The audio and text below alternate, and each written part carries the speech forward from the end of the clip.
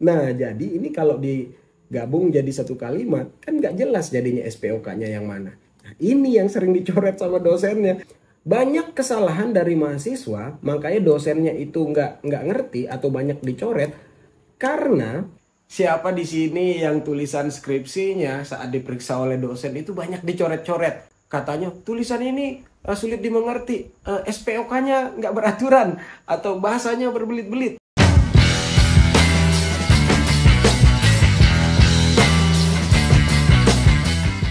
Hai teman-teman, kembali lagi bersama saya di channel Dioramaku, channel yang membahas seputar skripsi, tips-tips bagaimana mengerjakan skripsi. Intinya di sini saya akan kasih tips, triknya, dan kita nanti lihat prakteknya bagaimana cara membuat tulisan itu yang baik dan benar gitu ya, supaya dosen itu paling tidak mudah mengerti, sehingga dia nggak banyak coret-coret tuh. Dengan dia membaca, dia udah paham dengan apa yang ingin kita sampaikan. Tapi kalian harus pahami dulu, dengerin dulu nih materi dikit aja. Kalian sebagai penulis skripsi itu ibaratnya kalian sudah sebagai penulis lah.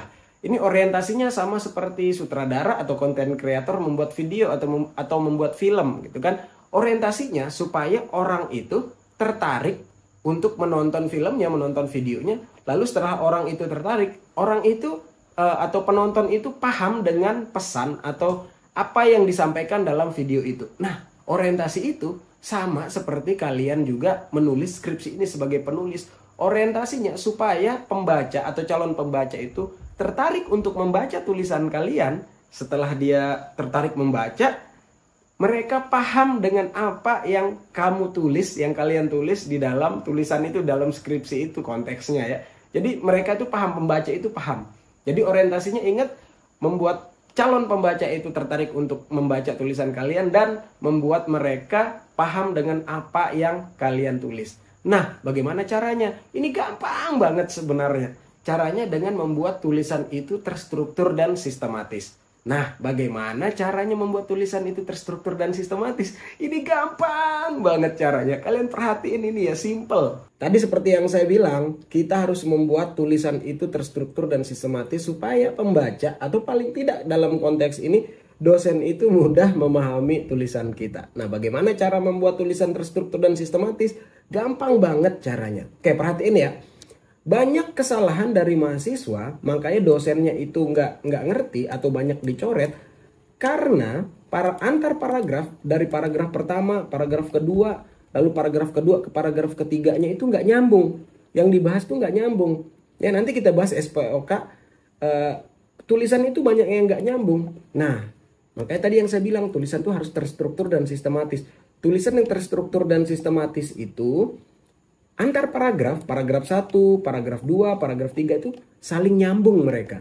Berantai-rantai, nggak terpisah, pembahasannya nggak terpisah gitu ya. Nah, bagaimana caranya? Oke, ibaratnya ini kalian sudah membuat prolog. Ya, prolog sih bebas, tergantung sudut pandang kalian lah. Saya nggak fokus bahas itu. Nah, ibaratnya paragraf pertama udah jadi. Terus, gimana caranya supaya paragraf kedua ini masih nyambung, merupakan rantai sambungan gitu kan dari paragraf pertama. Ya, artinya mereka harus saling nyambung. Nah, supaya mudah dimengerti, yang harus kalian perhatiin dalam antar paragraf itu simple banget. Yang harus kalian perhatikan itu adalah kalimat terakhir dari paragraf dan kalimat pertamanya. Masalah isinya, masalah kalimat kedua, ketiga, entar dulu. Yang harus kalian perhatikan adalah kalimat terakhir dan kalimat pertama di paragraf itu. Oke? Nah, gimana caranya membuat tulisannya supaya paragraf keduanya nyambung dengan paragraf pertama ini? Yang harus kalian perhatikan, kalimat terakhir dulu ini bicaranya tentang apa? Inti kalimat ini informasinya apa? Misal, media dan teknologi yang lebih canggih tidak akan berfungsi sebagaimana mestinya tanpa adanya kualitas yang baik dari sumber daya manusia itu sendiri. Nah, intinya kan dia mau ngasih tahu bahwa percuma teknologi itu mau kayak gimana pun, intinya itu yang berperan penting itu adalah SDM, orang yang menjalankan. Kan itu intinya. Kalau kita lihat tulisan ini, misalnya saya gabung sekarang. Kalau kita lihat tulisan ini, kalimat pertama pada paragraf keduanya, tiba-tiba bahasnya dunia pendidikan saat ini semakin kompetitif dengan menuntut generasinya untuk kreatif, inovatif, dan cerdas. Kan nggak nyambung ya. Apa yang disampaikan di kalimat terakhir paragraf pertamanya nggak nyambung dengan kalimat pertama di paragraf di bawahnya atau paragraf kedua di sini. Kan nggak nyambung. Nah, itulah tadi makanya banyak mahasiswa itu dicoret. Ini kok tulisannya nggak nyambung ini. Kemana sih pembahasanmu? Gitu kata dosennya gitu kan. Nah, yang harus diperhatikan adalah kalimat terakhir dan kalimat pertama. Begitu juga. Pokoknya setiap paragraf itu yang harus diperhatikan adalah kalimat pertama dan kalimat terakhirnya. Oke, kita contoh. Berarti yang harus ditulis pada kalimat pertama di paragraf kedua ini supaya nyambung dengan kalimat terakhir di paragraf sebelumnya atau paragraf pertama, maka kita harus buat dulu yang pembahasannya itu, inti informasinya itu masih sama dengan kalimat terakhir ini. Kita buat satu kalimat dulu. Media dan teknologi yang canggih tidak akan berfungsi sebagaimana mestinya tanpa adanya kualitas yang baik dari sumber daya manusia itu sendiri. Artinya, SDM sebagai penggerak teknologi harus memiliki kemampuan yang sesuai dengan bidangnya misalnya. Nah, ini kan baru nyambung kalimatnya. Artinya ini udah terstruktur dan sistematis nih paragraf pertama dan paragraf keduanya. Media dan teknologi yang canggih tidak akan berfungsi sebagaimana mestinya tanpa adanya kualitas yang baik dari SDM itu sendiri. Artinya SDM sebagai penggerak teknologi harus memiliki kemampuan yang sesuai dengan bidangnya. Nah, kalau udah begini, kalau udah nyambung, nanti kalimat kedua atau kalimat ketiga di dalam paragraf itu bebas. Kamu mau lompat kemana aja, mau lompat ke jurang kayak, mau lompat yang nggak nyambung, terserah itu. Yang penting kalimat terakhir dan kalimat pertama harus nyambung. Oke, kita lihat contoh lainnya lagi supaya lebih jelas. Nah, kita lihat kalimat terakhir di paragraf keduanya. Dengan membaca juga dapat meningkatkan kosakata seseorang, perintah pada bahasa, dan kemampuan komunikasi. Kalimat pertama di paragraf ketiganya, permasalahan pada pendidikan saat ini yaitu salah satunya berkurangnya minat membaca. Ya, ini mirip tapi tetap nggak nyambung. Kenapa? Karena inti dari kalimat terakhir ini dengan membaca juga dapat meningkatkan kosakata seorang, perintah pada bahasa, dan kemampuan. Artinya ini manfaat membaca yang ingin disampaikan intinya. Maka harus kita tulis manfaat membaca itu. Hal tersebut merupakan sedikitnya bagian dari manfaat membaca. Nah, barulah kita tulis lanjutannya, permasalahannya apa. Nah, sudah dikasih tahu manfaat membaca, tapi ada permasalahan gitu ya. Nah, ini baru nyambung nih kalimat terakhir dengan kalimat pertamanya, baru nyambung. Nanti mau kalimat keduanya, kalimat ketiga mau kemana aja bebas. Gitu juga selanjutnya. Artinya di paragraf-paragraf selanjutnya di bawah-bawahnya gitu juga yang diperhatikan ya. Mau contoh, kita contoh satu lagi deh ya. Kita contoh satu lagi deh. Paragraf ketiga dengan paragraf keempat. Kita lihat kalimat terakhir dulu. Hal inilah yang sering menjadi hal sepele yang dilakukan masyarakat tanpa mengetahui arti pentingnya membaca. Ini intinya yang ingin disampaikan adalah masyarakat itu nggak sadar dengan manfaat membaca itu. Ya. Terus kita lihat nih kalimat pertama di paragraf di bawahnya. Istilah modul pertama kali, ya tiba-tiba bahas modul. Kemana ini bahasannya kan nggak nyambung. Ini rantai paragrafnya nggak nyambung gitu kan. Maka kita harus buat dulu gitu. Salah satu cara untuk menarik minat dan kesadaran misalnya mahasiswa untuk membaca, guru atau dosen bisa memanfaatkan media modul sebagai bahan pembelajaran. Nah, baru dilanjutkan istilah modul pertama kali dikemukakan dan kayak gitu. Jadi udah nyambung. Hal inilah yang sering menjadi hal sepele yang dilakukan masyarakat tanpa mengetahui arti pentingnya membaca. Masyarakat ini nggak tahu manfaat membaca. Nah, maka salah satu cara untuk menarik minat dan kesadaran mahasiswa untuk membaca, guru dan dosen bisa menggunakan kayak gitu ya intinya ya. Nah, begitu juga selanjutnya. Oke. Sekarang kita ngomong SPOK. Nah, SPOK ini yang sering menjadi polemik. Polemik ya. Oke, perhatiin. Ada S, ada P, ada O, ada K. Ya. S adalah subjek, predikat, objek, keterangan. Ya, SPOK, subjek, predikat, objek, keterangan. Subjek, siapa? Siapa yang melakukan? Predikat, kata kerja. Ibaratnya apa yang dia lakukan oleh subjek? Apa yang dilakukan oleh subjek? Kata kerja. Objek, ya objek. Apa, di mana, gitu kan, kapan, dan lain-lain. Lalu keterangan. Nah, keterangan ini biasanya tambahan seperti keterangan waktu, contohnya salah satunya. Oke.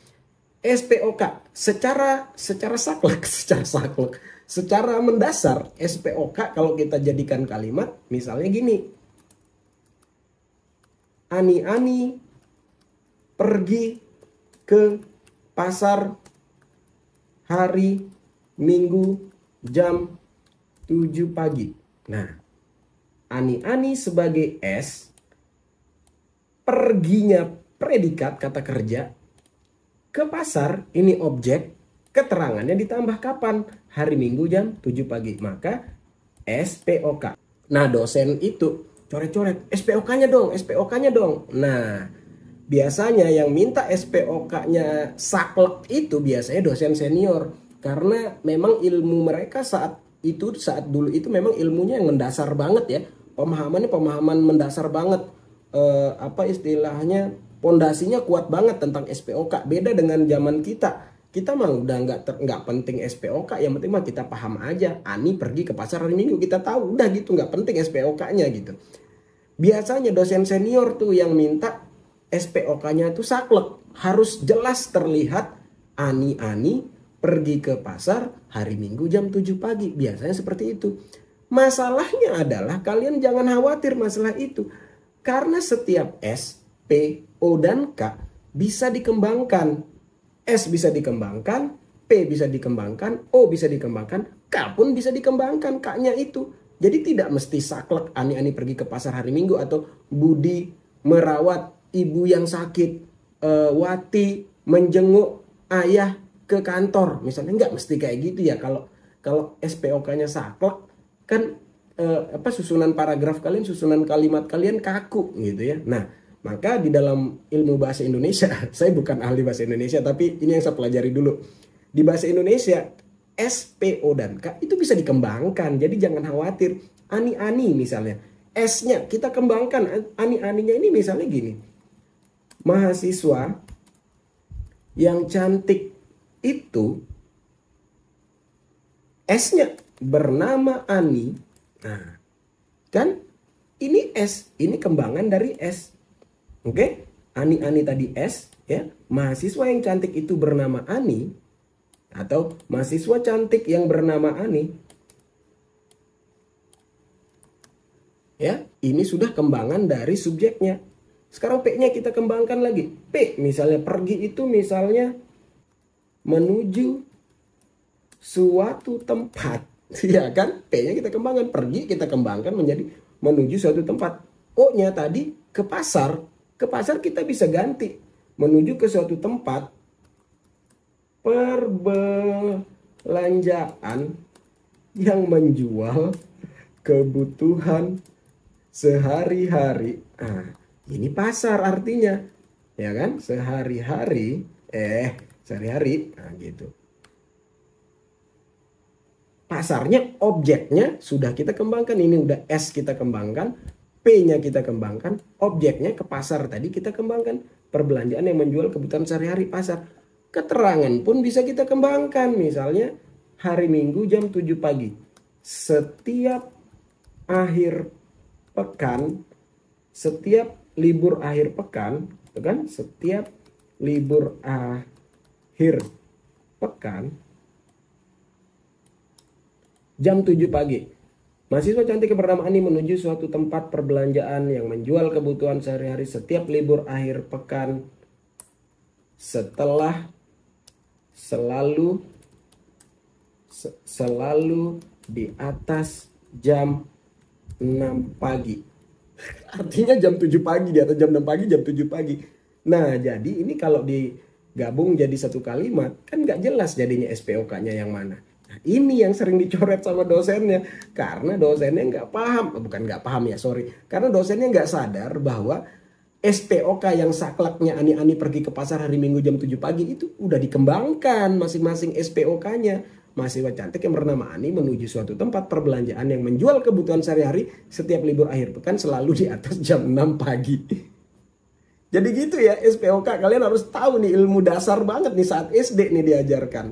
Jadi jangan khawatir dengan SPOK, kalian bisa menjelaskan ke dosennya ya dengan cara yang sopan, tanpa menggurui, tanpa sok-sokan pinter.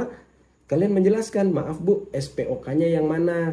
Maaf Pak, SPOK-nya yang mana? Karena di sini sudah tertulis dengan jelas SPOK-nya di sini. Mahasiswa cantik yang bernama Ani ini S-nya Bu. Menuju suatu tempat, P-nya perbelanjaan yang menjual kebutuhan sehari-hari, O-nya setiap libur akhir pekan selalu di atas jam 6 pagi keterangannya. Jadi di sini memang SPOK-nya nggak saklek seperti langsung to the point, satu kalimat padat, tapi dikembangkan lagi masing-masing SPOK-nya. Jadi memang agak saru, agak samar di sini. Gitu ilmu dasar. Semoga bermanfaat ya teman-teman. Silakan langsung dicek tulisannya tuh. Kalau masih ada yang keliru-keliru bisa langsung diperbaiki seperti contoh yang tadi.